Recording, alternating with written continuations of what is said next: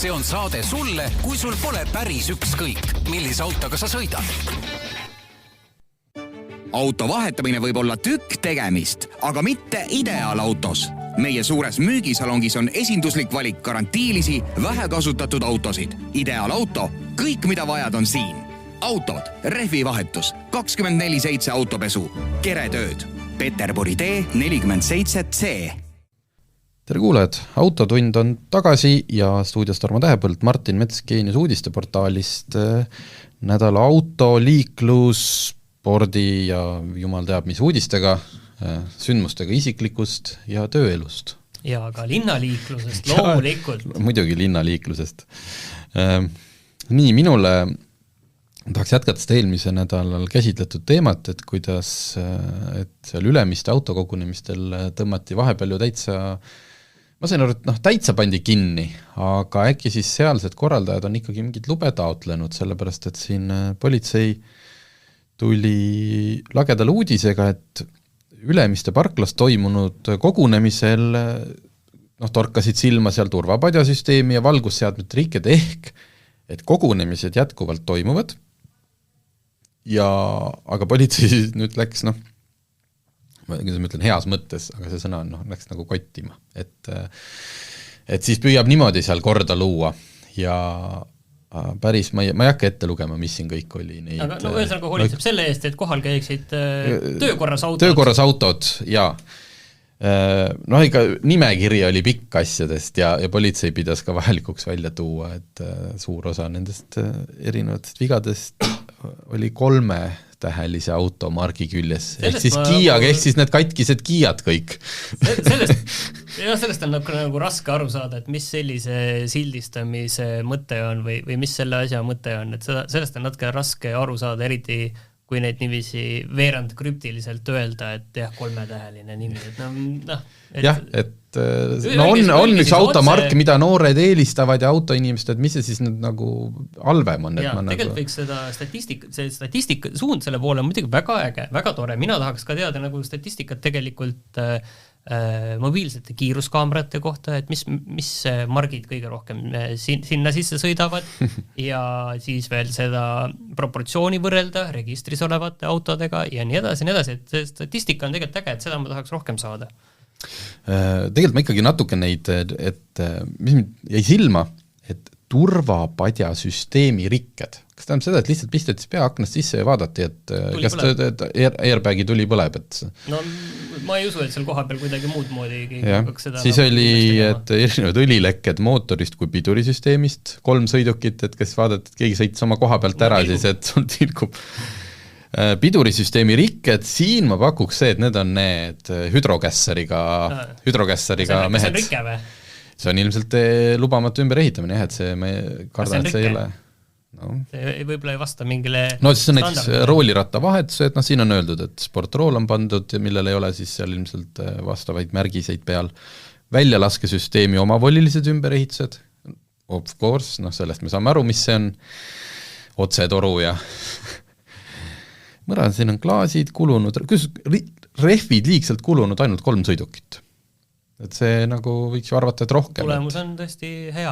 Mina mõtlesin, et ma siin enda nädalas räägin endal sellest, et kuidas mul piduriklotsid on taga natukene ära kulunud, aga nüüd võib-olla avalikult ei peakski sellest rääkima. Ma panin juba vahetusaja kirja, aga ma võib-olla ei hakkagi sellest rääkima, et taga hakkas veits vilisema ja mõistlikuma mitte pidurdada, aga see selleks. Ja siis lisaks oli sõidukeid, millel puudusid rattapoldid, kiirusnäidik ei töödanud ja kere liigselt korrodeerunud. Jällegi, et kiirusnäidik ei töödanud, selleks sa pead ju kõrvalistmel või see on jälle see hästi vaimukas see, et sõideti kiiremini kui lubatud ja siis... Aga see mind hakkas huvitama tegelikult hoopis teine asi, et kere liigselt korrodeerunud, et mis see tähendab, et kas see on muidu mingi asi, millega ka muidu peetakse liikluses kinni, et teinekord näed mõnda kaubikut, mis... näed, et seal on natukene kuskil ka mingit metalli alles selle korrosiooni kihi all, et kas tegelikult ka nagu muul ajal selliste asjadega tegeletakse või see tundub nagu huvitav, et kus kohas siin see piir jookseb, kuidas seda nagu mõõdetakse, vaadatakse visuaalselt, see on huvitav austöödes. Aga miks mul see üldse meelde tuli, see uudis oli see, et mina tulin neljapäeva õhtul Tartu suunalt, mul oli saate lõpus võib-olla põgusalt ka käsitleme seda kõigi lemmikut ja paljud kindlasti kaaluvad selle ostmist, selle auto, see on Bentley Continental GT Speed tulin sellega ja Tartu poolt Kalamajja tänapäeval Veis juhatabki Järvevana teed pidi ja jäin sellele reidile, ma ei tea, võib-olla tehti seal platsi peal ka, aga sellel õhtul oli ka Järvevana teel reid, kus sai puhuda. Ja siis ma vaatasin, et sinna kõrvale oli ikkagi palju pandud juba neid 3-tähelisi autosid, kus siis noored nukra näoga ümber seisid. Ma ei tea, kas see oligi see koht, kus nad kontrollisid, aga sain ka mina siis olla üks nendest. Ilmselt tuli Ülemistelt oma selle Bentley'ga. Kas siis hoogsalt tulid või milles oli asi? Ei, see oli reid. See oli see, et kõik jäid seisma, kõik said puhuda, põhimõtteliselt nagu puhumisreid, aga kuna seal kõrval oli neid ma loodan, et need noored seal kõik ei olnud nagu napsused, vaid lihtsalt selle käigus siis leiti mingeid lekkivaid mootoreid või liialt täiendavat kontrolli. Kusjuures Tartus ma käisin hoopis autokogunemisel. Seal on ka iga neljapäev ongi Tartus väga tugev liikumine, Thursday Car Club. Vot, aga selleks just mulle et kogu see Ülemiste pull, mul on natuke, see on selline lõputu mäng. Okei, osad see on käinud 10 aastaid. Jaa, just, ja see ongi see, ja paljud inimesed, eriti see sinine BMW, mis satub kogu aeg meediasse oma külglibisemistega, et see ongi, et seal enam, kui see, ütleme, et see tüüp siis kinni võetakse või kätt saadakse, et siis see ei ole nagu enam selline politsei kottimine, vaid need on need inimesed, kes otsivadki, nad nagu kogu aeg tahavad piiri peal käia. Ameerikas on praegu selline Californias hästi levinud probleem on street takeover, mis tähendab seda, mingi ristmik, pannakse paari autoga kõik suunad kinni selleks, et üks tüüp saaks korraks seal siis keset ristmiku sõõrikuid teha kõigi selle seisva liikluse ees ja siis minnakse jälle edasi. Muidugi kõigil on telefonid väljas, TikTokid, et seal minnakse nagu suure kambaga, tehakse street takeover ja minnakse edasi. Et see nüüd ei ole asi, mis on inimõigus, ma pean saama siin ristmikul sõõrikuid teha. Et see on lihtsalt see, et vaatame, kui kauge, põnev. Äkki tuleb politsei, äkki saab isegi eest ära sõita, et vaatame. Aga seal nüüd päris karmilt hakatakse seda piirama, sest et nagu iga asi, siis kui on mingi mass koos, siis millegi pärast seal ühel üritusel otsustati ühe kõrvalseisi auto jumal pilbasteks peksta. Lihtsalt mass otsustas, et ma ei tea, kuidagi käib see klõps ära, ja ilmselt see Ülemist on ka natuke, et paljud on seal individuaalne vastutus kaob selle massi ees. Et ei minda enam lihtsalt kogunema, vaid tahetaksegi, äkki midagi juhtub. Ja siis oleneb sellest, kui vingad sa pärast oled. Et kui juhtubki ja tuleb politsei ja leiab, et sul on airbagi tuli põleb, et kas sa võtad siis selle vastu nagu, et aus mäng, olgu, seekord punkt politseile, või siis sa lähed kuskile foorumitesse kiunuma, et kõik mentit on kukket ja niimoodi. Vot, nii et selline lugu, mina käisin ka siis politseile. Ma tahtsin rääkida enda asjast nüüd on ju, aga ma ei saagi rääkida pärast seda, mis sina... et ma rääkisin eetri täis, aga kas sul on ka politseiga siuke mäng, et kaua ta seda vilisevat pidurit... See pidur ei vilise, kui sa maanteel sõidad, see on kõik jumala korras, et pidurdama hakkad, siis hakkas vilisema. Aga ma lähen vahetusse. Ma ütlen sulle, piduri hooldus on tegemata. Kõik muu võib korras olla, aga... Minu piduri hooldus on see, et vahetan pidurid välja aeg-ajalt. Ei, sellest ei piisa, sest et sinna tekib vahel igast sodi ja siis ta ei liigugi sulle enam nii hästi. Ma tean, okei. Mis ma siin räägin? Eile otsustasin, või tegelikult paar päeva varem, aga tellimisega läks aega, et vaadates kraadiklaasi ja õu, et vist enam lund ei tule ja panin ka eile lõpuks suve rattad all. Sinna ma jõudsin juba ammu õnneks. Nii, siis nädalavahetus oli selline, et ma ei ole vist kunagi nii palju vaadanud ekraanilt mootorisporti, mis tähendab, et oli Le Mans toimus ja ma muidugi ei vaadanud 24 tundi või ütleme, võtame inimlikult, ma ei tea, 15 tundigi, aga mul oli telefonis äpp ja igal võimalusel see korraks käima läks, et vaadata, mis seis on ja samas on mul mingid vestlusgrupid, kus siis entusiastid pidevalt jälgisid. Ja taas sain ma aru, miks ma ei vaata sellist võistlussporti, kus sul tekib või juba on algusest peale mingi sümpaatia.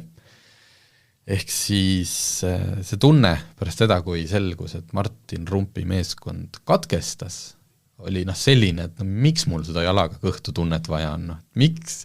Näiteks, kuidas Eesti jalgpallifännid ennast tunnevad? No just täpselt, et sa iga jumala nädal lähed vaatad mitut mängu, kui sa veel räägid nagu jalgpallikoondisega, aga mingid inimesed käivad iga nädal ka liiga mänge vaatamas ja ka seal su meeskond saab tõenäoliselt tappa. Seal see ei olegi nii hull, seal see ongi natukene teised asjad ja selline üldine kaaselamine ja selline laiem pilt, aga see, ma arvan, et just need, et oi, täna Eesti mängib siin, ma ei tea nüüd Aserbaidžaaniga kohe, et oi, et see lootused on nii kõrged on ju, ja muidu väga nagu ei vaata seda liigavärki, aga siis vaatan ja siis pärast mõtled, et miks sa vaatasid. Ühesõnaga Le Manis Martin Rumpi, esiteks oli olnud, nii palju kui mina nägin ja kõik ütlesid, et oli väga hea Le Mans, sest et kuna tagasi olid paljud suured tootjad, siis oli palju võidusõitu, oli draamat, lisaks muidugi esimesel õhtul tuli vihm, öösel sadas, esimene vihm tuli põhimõtteliselt sõitjatel nii ootamatult, et seda romurallit oli ikkagi mis ma ütlen, tagantjärgi, natuke oli lõbus vaadata, et seal ei olnud ühtegi sellist rasket õnnetust, vaid lihtsalt see, et auto tuleb kurvist ja ühtäkki on sattunud nagu täiesti jää peale, et slick rehvidega ei jõutud vihmarehv alla panna, et oli sellist osa, oli ootamatuid, täpselt selline nagu see Martin Rumpi meeskonnas, kus siis Michael Fassbender sõitis see oli juba järgmisel päeval, 4 tundi ja 15 minutit oli jäänud. Michael Fassbender oli roolis ja tegi juba 3. tundi. Et tegelikult, kui ma siin Martin Rumpiga intervjuud tegin, siis ta ütles, et 2 tundi on tavaline, 3 on ikkagi juba päris raske. Kuigi siin 60-ndatel kuskil seal on paar meest sõitnud ka üksi terve Le Mani. Et sõitis 3 tundi ja järgi oli jäänud veel paar ringi enne vahetust.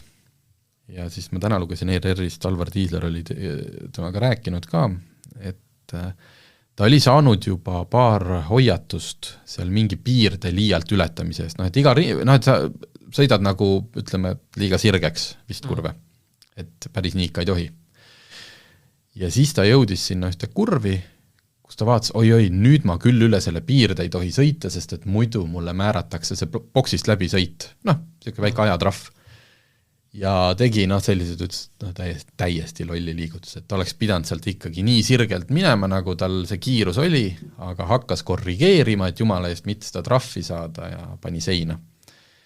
Ja pani niimoodi, et liipas boksi ära, aga tiim otsustas, teoreetiliselt ilmselt need jupid leiaks, aga 4 tundi on jäänud, 2 tundi parandame seda autot, et pole pointi. Ja nii siis seekord lõppes Martin Rumpi, Michael Fassbender ja Richard Leedsi Le Mans võitis, aga siin Fassbenderile nagu ei saa miskit ette heita, sest et viimasel põhimõtteliselt tund oli jäänud ja eesotsas, või see oli 2 tundi, kujuta ette, 2 autot on siis seal liidri, niimoodi, võitlemas esikoha pärast Ferrari ja Toyota, sa oled 22 tundi sõitnud ja vahe on 9 sekundit. Kui suured need vahed seal muidu umbes on? Ei, seal on ikka lõpuks ikka, et kui sa vaatad neid klasside esikohti, siis oli, ütleme, et võitja läbis seal 341 ringi, siis järgmine oli seal ma täiesti ütlen suvast numbreid, ma ei hakka seda statistikat ette võtma. Järgmine on seal näiteks 1 minut ja 21 sekundit hiljem ja 3. koht näiteks oli juba 340 ringi. Et ta ei saanudki sama palju ringe täis. 22 tundi on sõitnud. Keegi arvutas välja, et Le Mani distantsi pikkus on umbes nagu sõidaks Tallinnast Pariisi ja tagasi Tallinnasse.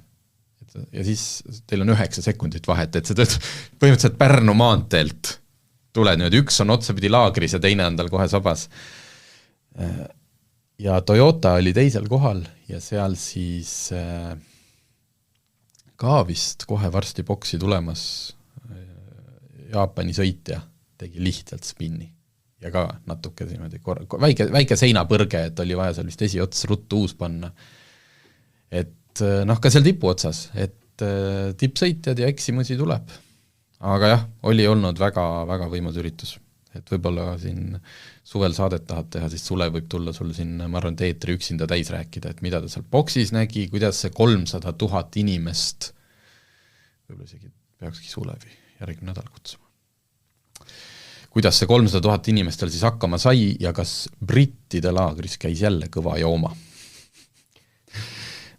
Mina tahtsin rääkida nüüd asjast, millest ma kahjuks ei saa rääkida, sellepärast, et kuigi meil maksude kohta nüüd selgus päris palju, siis automaksu kohta ei selgunud veel mitte midagi, et see on veel disainimisfaasis.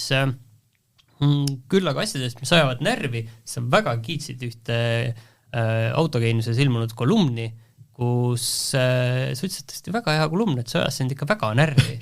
Aga vaatame nüüd, räägi, milles on asi üldse? Jaa, see on ju, kui vaatad seda ajakirjandust seest poolt, et kõige parem lugu on see, mis inimesi kõnetab. Muidugi on. Või ükskõik kumba pidi, kas ta on nõus, kas ta saab sealt mingit uut infot või ta läheb pagana vihaseks ja mina läksin kolumni peale, mille me ise avaldasime enda žurnaalis. Ja seal siis Kaido Soorsk, kallis kolleeg, kes meile aeg-ajalt kirjutab. See algab teemast selle, et kesklinn on jälle üles kaevatud.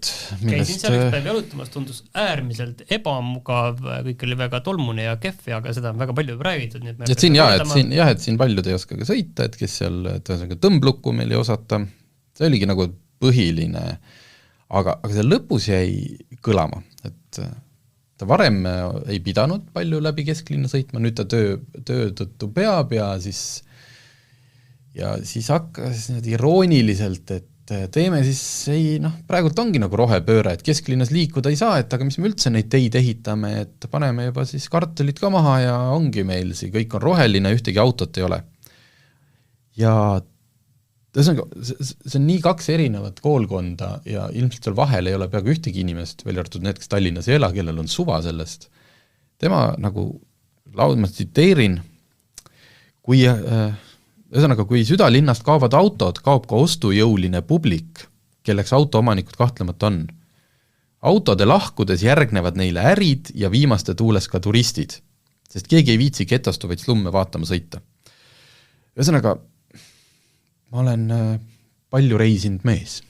Nii, räägi, kas sa oled käinud Riias? Kas sa tead, mis toimub Riia kesklinnas? Riias ma ei ole käinud. Riia kesklinnas on kõik ärid ja elu on kadunud, aga seal ei ole minu arust asi kehvas liikluses või kehvas teedes, vaid ongi tegelikult Riias mina käisin eelmine suvi ja väga lahe oli. Selles autosid oli vähe, aga see on sellepärast, et kesklinnas ei ole enam elu. Et seal on olnud vist see asi on läinud vastupidi, et kesklinnast on kõigepealt kadunud elu ja siis on kadunud sealt autod. Aga seal on kas mingid hipstervillid tekkinud, mingid oma kalamajad või piirkonnad? Aga see fundamentaalne probleem seal on see, et Riia ümbrus, nii-öelda Riia ring, et jõukamad inimesed on kolinud sinna välja, suured majad, asjad, nagu meil on ju Tallinna ümber. Aga sinna nii-öelda selle ringi peale ümber Riia on kolinud ka kõik suured kaubanduskeskused. Nii et inimestel sisuliselt, et minna poodi, sellepärast pole vaja minna Riia kesklinna, sest kõik põhipoed on tegelikult linnast väljas. Ja nii, et seal on toimunud see vastupidi, mul lihtsalt tuli see asi meelde ja ongi, et kõik ärid, et aina kesklinn, vanalinn, see pool jääb aina tühjemaks ja jääb ka autosid vähemaks, on ju. Ja Riia on ju 2 korda suurem kui Tallinn, on ju. Ja, aga Tallinnal on see hea, et Tallinn on kitsas ja meil on siin sadam ja lennujaam on kõik nii lähedal, et see turist ikka tuleks. Lihtsalt ma olen nii palju neid linnu viimasel ajal näinud ja need ei ole kõik Lõuna-Euroopa linnad, kus on kogu aeg soe ja inimesed istuvad tänaval ja joovad ainult sangriat. See oli ka Hamburg või kus ma Saksamaal käisin, Helsingi, et see loogika, et kui sa mõtled Tallinnat ja kui seal oleks nüüd see osa, ütleme see Viru keskuse esine, siis Draamateatri esine mingil määral, eks ju, ja siis teiselt poolt Merepuiesteele, kui seal oleks autoliiklus piiratud, et kas inimene tuleb südalinna, kuhu sa selle auto seal pargid?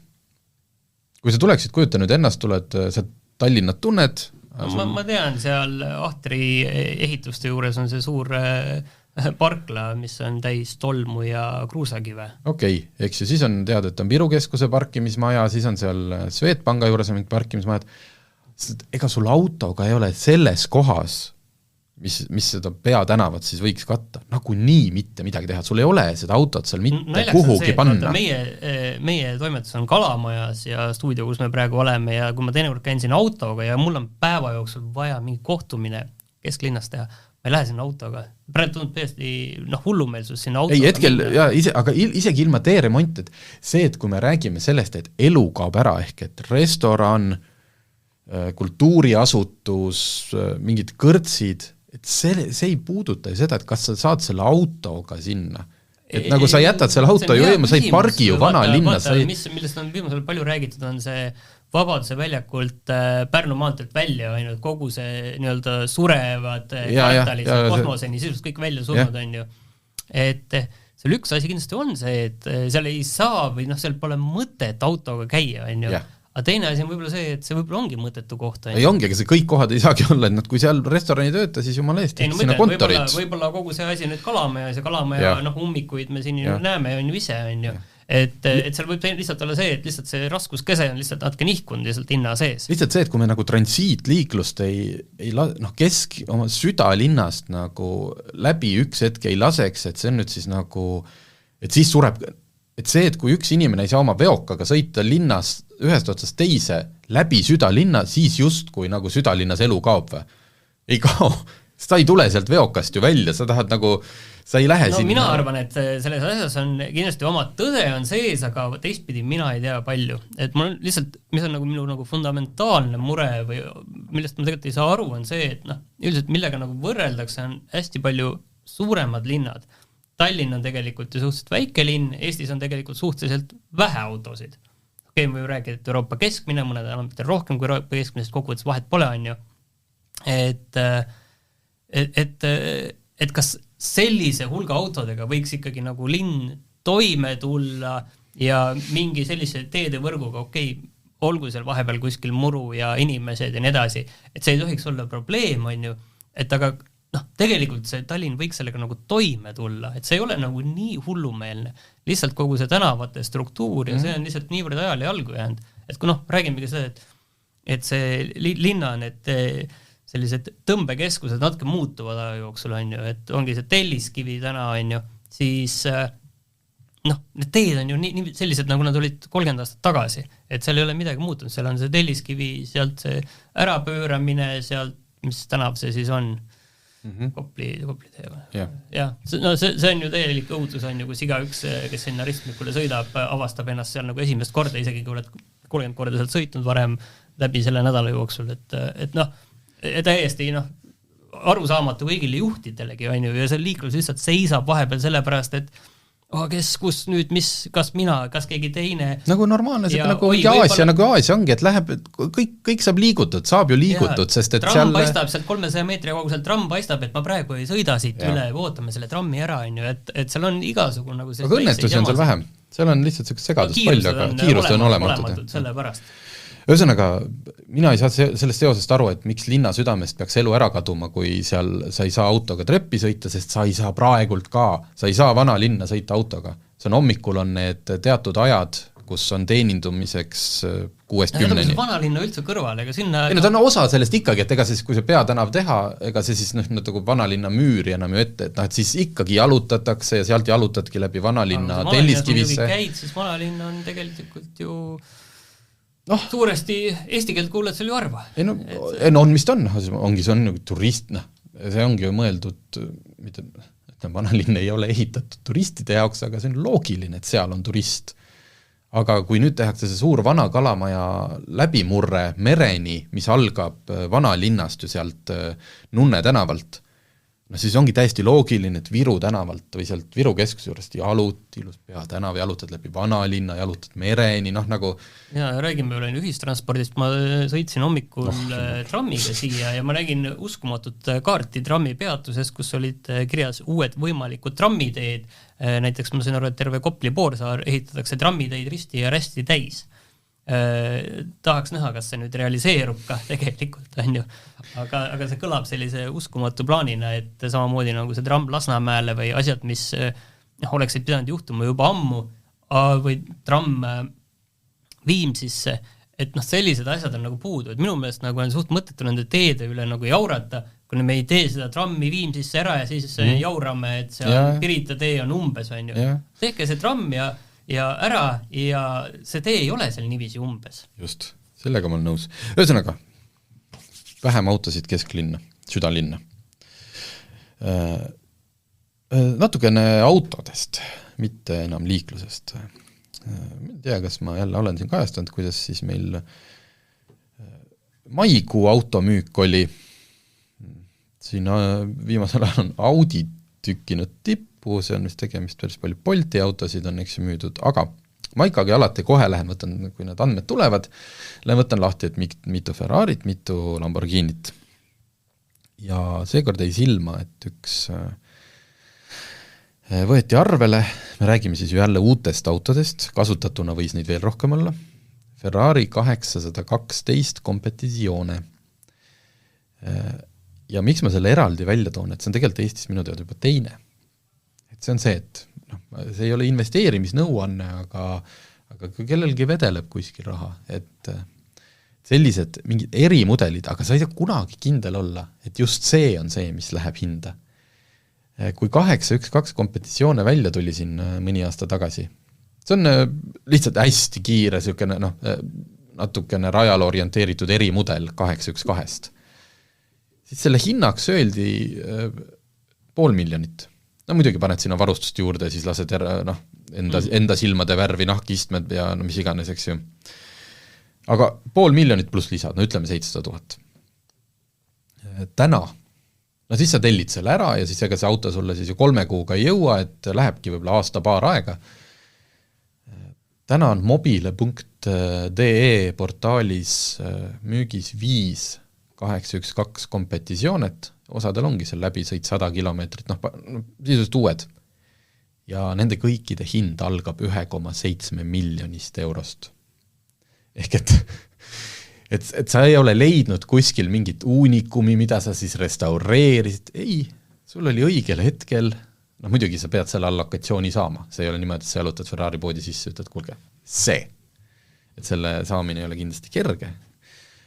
Aga sisuliselt jah, et ostad nagu 500,000 kuni 700,000 eurose auto, tellid ära, vahepeal sõidad jumal teab millega, siis auto jõuab kohale ja sul on 1 miljon vahelt juba. Et selline investeerimisnõu. Mis meil siis veel? Meil registreeriti näiteks 2 Hiina elektriautot. BYD-d ehk kes ei tea, siis see tähendab Build Your Dream. See on Hiina, need autofirmade nimed on kõik väga fantaasiarikkad. Fantaasiarikkad. Aga lugesin just, et siis, nüüd enam ei mäleta, kas Soome või Rootsi kohta, ja sa nägid ka seda uudist, on ju. Et seal on Hiina mudelid ikka täiesti läbi kukkunud. Seal on nendega üritatud hakata rohkem tegelema kui meil, et meil ka ei ole siin mingit edulugu. Meil on arusaadav, miks selle edulugu, sellepärast, et see kohalolu nendel on ikkagi suhteliselt olematu, aga ma saan aru, et seal turul nad on ikkagi nagu proovinud nagu vaeva näha. See on ikkagi raske, et sa lähed nagu päris jõukasse riiki, et võib-olla mõnes muus kohas sa müüksid kuidagi mingi hinnaargumendiga, aga rootslasel võib-olla hind ei ole see kõige esimene, nii, ja siis ta peab, eks ju, astub Volkswageni poodi, käib Hyundais, siis on tal Tesla, eks ju, ja siis ta läheb, ostaks mingi auto, mille vastupidavuse kohta pole kellelgi veel aimu, see on nii uus, et võtaks selle riski. Maksaks peaaegu sama palju kui selle Tesla eest, aga et see on päris julge. Nägin just hiljuti ühte kaardi Euroopa enim müüdud, iga riigi kohta oli, et mis on selle enim müüdud automark Eesti koha peal, seal midagi pärast oli Honda, mis ei tohiks tõele vastata, Eestis peaks olema Škoda või Toyota vastavalt kuule. Et Honda on võib-olla 3., 4., 5. tavaliselt. Aga sellepärast natukene skeptitsism tekkis selle suhtes, kogu selle kaardi suhtes, aga teistpidi see oli ka mujal nagu Euroopas väga loogiline, jätame kõrvale Leedu Fiati ka võib-olla, et ilmselt see ei ole ka nüüd nagu ei... See on mingi, ma arvan, et see on mingi 10 aasta tagune, sest siis oli, korraks Hondal oli küll nagu, ta oli ikkagi tipus, et ma arvan, et see on lihtsalt väga vanad andmed seal. Aga ütleme niiviisi, et idapoolses Euroopas oli Škoda, läänepoolses Renault või siis Volkswagen ja mujal enamasti Volkswagen välja arvatud Rootsi, mis oli Volvo, Hispaania oli Seat, Inglismaa Ford ja nii edasi, aga huvitav on just see, mis toimub sul odavamates riikides, et näiteks Rumeenias ja Bulgaarias oli Dacia ja Albaanias oli Mercedes, aga ühesõnaga, mis mu jutu nagu point on tegelikult see, et minu meelest Hiinal on ükskõik kuhu nagu selle hinnaargumendiga keeruline minna, sest Ida-Euroopas on tegelikult ees juba hinnaargumendiga Škoda või Dacia, Lätis oli vist ka Volkswagen, kui ma ei eksi, ja Kesk-Euroopas on Volkswagen ja kuskil väike Audi ka, ja seal on sellised, ilmselt Volkswageni valik on ju lai, on ju, sa võid saada odavamalt ja võid saada ka päris kallilt, on ju, et minu meelest on igale poole nagu raske minna ka hinnaargumendiga tegelikult. Ja meie ainuke Hiina elektriauto test, mis meil siin paar aastat tagasi oli, tegime võrdluse Peugeot 2008, aga siis sellel hetkel ei olnud ka hinnaargumenti. Et nad olid nii kalli hinna sellele seeresele, et tekkis tõesti küsimus, et millisel hetkel ma otsustan, et ma võtan parem selle seerese, kuigi hind on enam-vähem sama kui Peugeot. Ja sul sellist, autot ostes inimesed tahavad ikka tohutult seda kindlust või seda tausta. Absoluutselt. Sa võid telefoniga võtta mingi hiinaka ja öelda, et see on 300 eurot Android, ma võtan selle, whatever see on ju, et sa ei lähe 30 000 autot ostma niiviisi, et ma võtan selle, on ju, whatever see, et see lihtsalt ei käi seal niiviisi. Et ma ei usu, et see Hiina, sellest on hästi palju räägitud, et Hiina juba suurim autotootja ja nii edasi, on ju. Aga mina ei näe... Kui neil endal on 1/7 maailma rahvastikust või 1/6 juba, et siis nad võivad seal oma turul tükk aega seda küll, aga seal on ka omad mured, et hinnad ja tootmine ja see kõik läheb aina keerulisemaks ja kallimaks. Aga mina ei näe küll, et see Euroopas kuskil nähtavas tulevikus hiinlased hakkaksid midagi üldse nagu asjalikult müüma. Nii, aga räägime siis odavatest autodest edasi. Et see Bentley Continental GT Speed.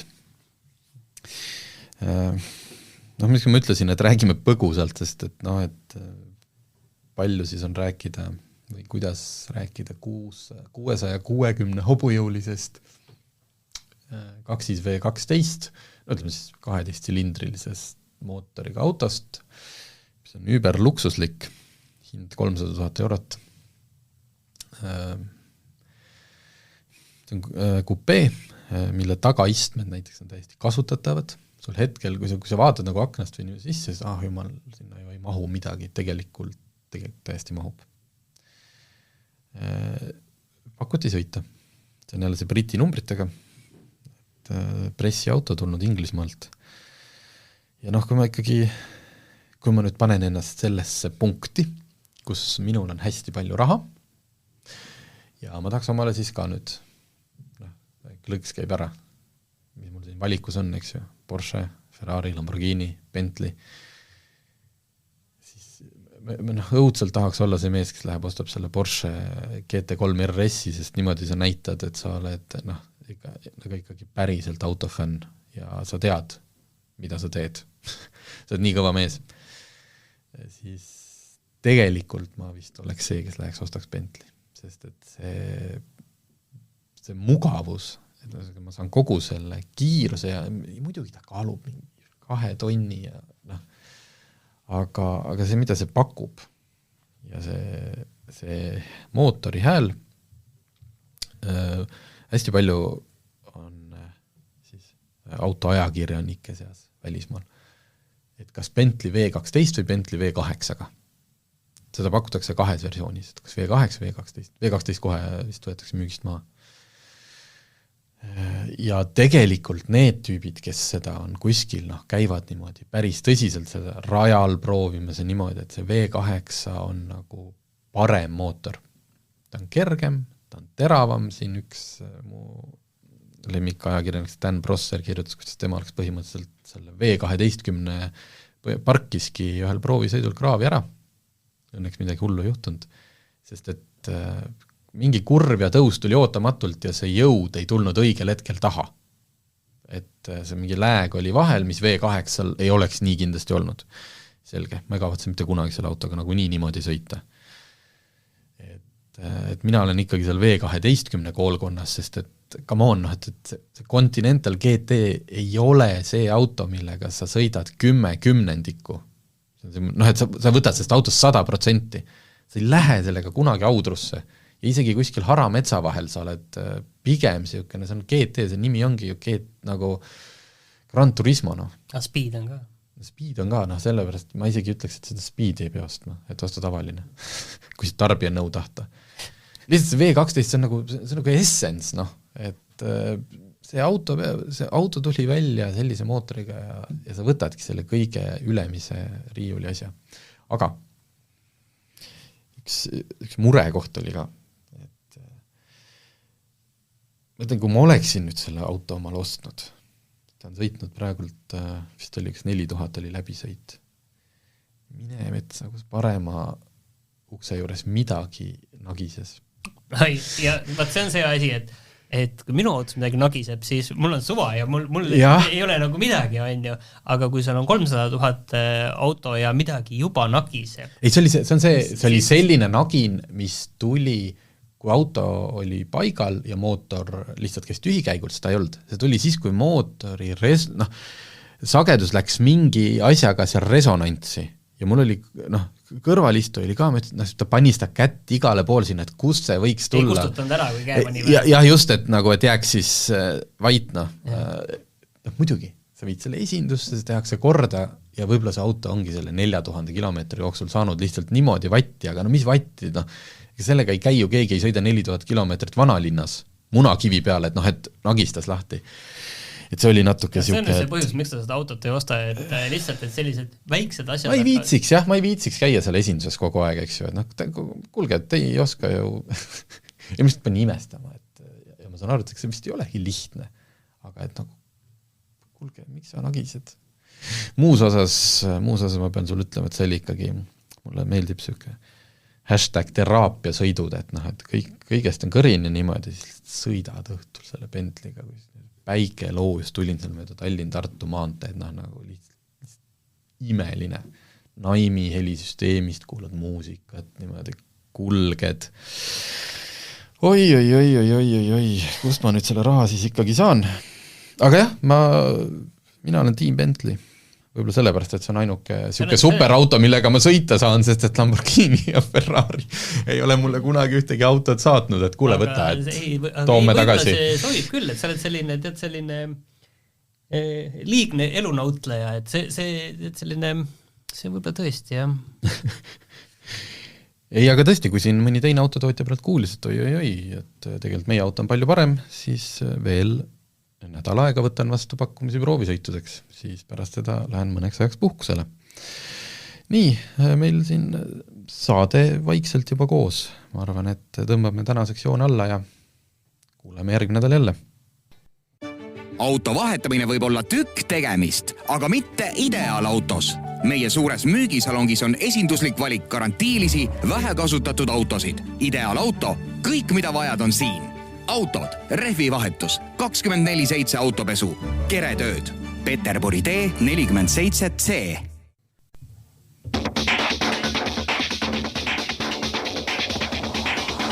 Autotund. See on saade sulle, kui sul pole päris ükskõik, millise autoga sa sõidad.